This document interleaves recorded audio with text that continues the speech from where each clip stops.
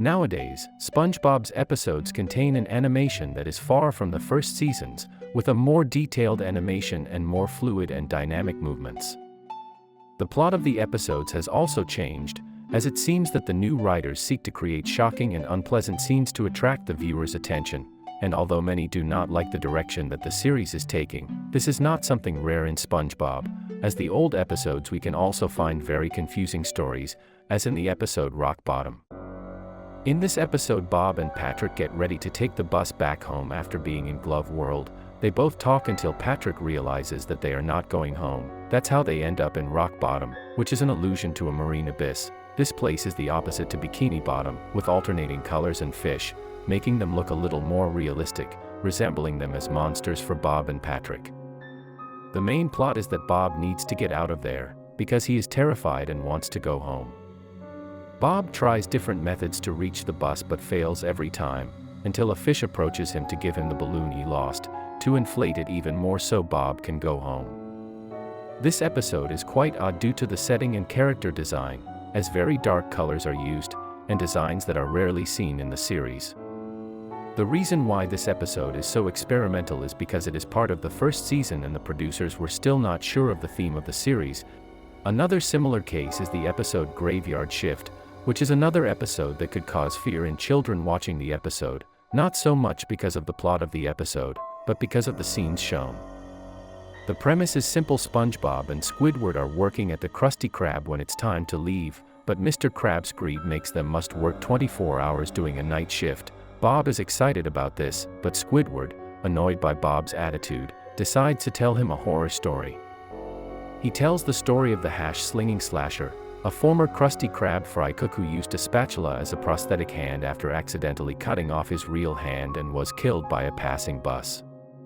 From this point on, the episode is darker, with a darker setting to give us a sense of what Bob felt when he was in that place. Little by little we see how the Squidward story becomes reality, with the lights flickering all night, and calls to the restaurant where no one answers. Eventually someone arrives at the restaurant even though Squidward mentions that at those hours the bus should not pass. After this it is revealed that everything was the work of a fish, except the lights, that was the work of Nosferatu, which is a vampire with a strange appearance that scared more than one. To conclude with the first seasons, we have the episode, I Was a Teenage Gary, where Bob and Patrick want to go to a convention but Bob has no one to take care of Gary, so he asks Squidward to take care of Gary for the weekend. He accepts as long as he has a couple of days off from his neighbors. Here we can see how little empathetic Squidward can be, because he didn't even care about taking care of Gary for a single moment. After this comes Bob who, worried about Gary's condition, decides to call the vet, who says that the only solution is to inject snail plasma for him to recover. The weirdest part of the episode comes when Squidward tries to inject Gary with the plasma, but Bob is the one who ends up injected. Bob begins to transform into a snail while making sounds of pain, in what is one of the strangest scenes ever seen in the series.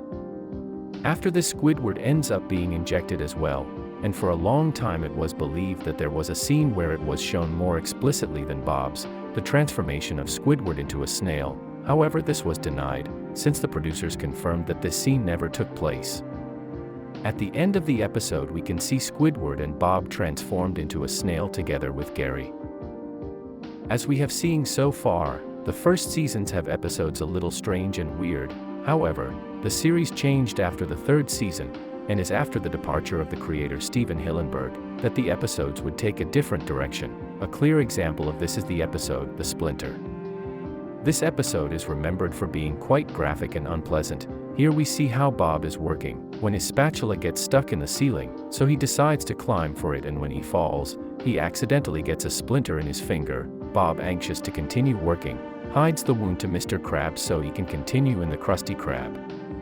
Bob tries everything he can to remove the splinter but can't, so he decides to call Patrick for help. Patrick tells him he needs a garbage can to get the swelling down, but this causes an infection. Eventually Bob can't hide his wound anymore, so Mr. Krabs decides to remove it easily, only for us to have one of the most disgusting moments of the series in the next scene. Problems happen! Unfortunately, many episodes began to have plots of this type, with nonsense stories, or plots full of references that simulate previous episodes. To start with the most recent seasons, is the episode, Cuddle E, Hugs. In the episode we see Squidward cleaning the restaurant, until he finds a rotten Krabby Patty, that he intends to throw away, but Bob reminds him that this is sacrilege, so he decides to eat it, although with just one bite he gets bad, so he decides to save the rest for later.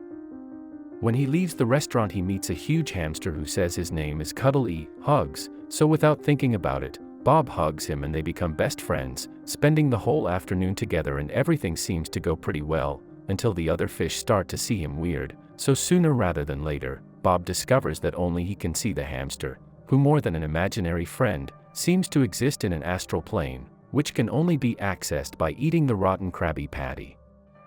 Bob wants all Bikini Bottoms to meet his new friend, so he decides to offer them small pieces of the hamburger, and they accept without thinking about it, so they can finally see the hamster. Here it is revealed that Cuddle E, Hugs always had a macabre plan, and it is that he takes advantage of the fact that they can finally see him to devour them all, although since he is not supposed to exist, nothing really happens. And as if this wasn't weird enough, Bob gives him the last piece of Krabby Patty, which sends him into what seems to be a hallucination or a reality, where he discovers that he is a normal hamster living in the room of a SpongeBob fan. Curiously, this would not be the only episode where a character would try to eat SpongeBob. The episode Kooky Cooks starts off relatively normal. We see Mr. Krabs dating Mrs. Puff, referencing the date they had already had at the fancy restaurant. This time, due to his stinginess, Mr. Krabs tries to get the food for free, but when he is found out because of SpongeBob, Mrs. Puff comes out upset. To take away his indignation, he promises her a romantic scene at his house, to which Puff accepts, not knowing that Mr. Krabs intends to force Bob and Squidward to work as cooks. As Bob doesn't know how to do anything else but Krabby Patty, he spends all night making mistakes, sending out inedible dishes, which Mr. Krabs returns without letting Puff eat them, which makes her more and more furious because of her hunger. But the macabre part comes when playing a food war with Squidward. Bob accidentally ends up inside the oven and Squidward takes him out fried with an apple in his mouth, so that Pearl can take him as a dish to Puff. Everyone tries to warn her that it is SpongeBob, but Mrs. Puff is hungry and does not let them take Bob off the table, eating him without hesitation and commenting that he was delicious. After this we see Mrs. Puff with 2 bands on her stomach and Bob bringing her a simple Krabby Patty, which is not enough for Puff, who begins to chase him to try to eat him again. Undoubtedly an episode that makes us doubt if it is right to show this kind of plots in a children's series.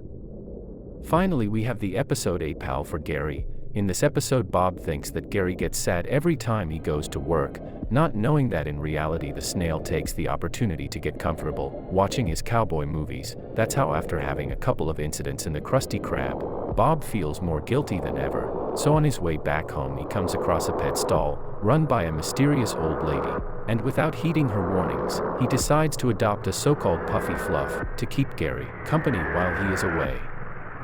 Bob thinks that this animal is a tenderness, but Gary quickly realizes that it is a particularly aggressive species, which is growing rapidly with each thing it eats, looking more and more like an alien monster, snake-shaped and with tongues that look like leeches, being the worst that does not stop stalking Gary to try to eat him. All this while Bob behaves dumber than usual, all this accompanied by a rather dark setting. This episode also reflects a bad personality of Bob, as it makes you hate him, since he does not show all the affection he felt for Gary in previous chapters, and in this case he treats him as a simple pet, instead of his friend.